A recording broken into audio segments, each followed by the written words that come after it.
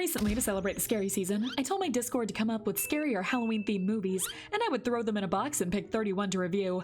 I'm not a movie reviewer, just a fish who likes scary movies, and these are just my fishy opinions. The first movie that got picked was... The Conjuring series is actually a franchise I enjoy.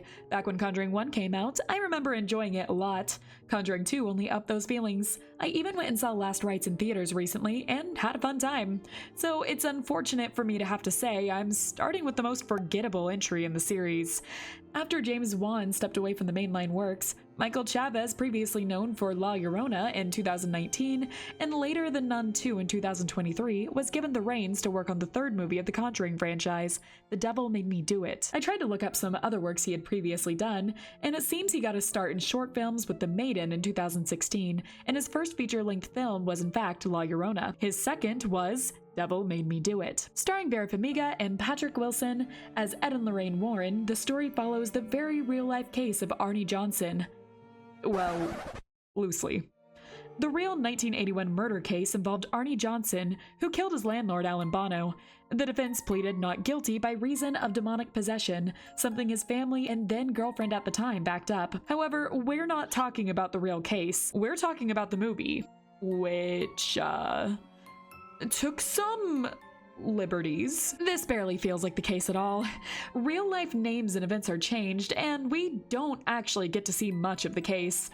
After an exorcism of an 8-year-old child, Arnie ends up getting possessed by that same demon. After he unfortunately murders someone, Ed and Lorraine Warren come in to gather evidence that Arnie was possessed by the devil to avoid him getting the death penalty. In the process, they discover a conspiracy that involved the summoning of that very demon and the people that it possesses.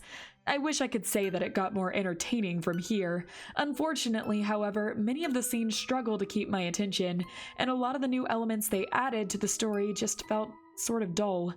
The acting is great, I have no complaints there, but you can definitely tell the direction has changed.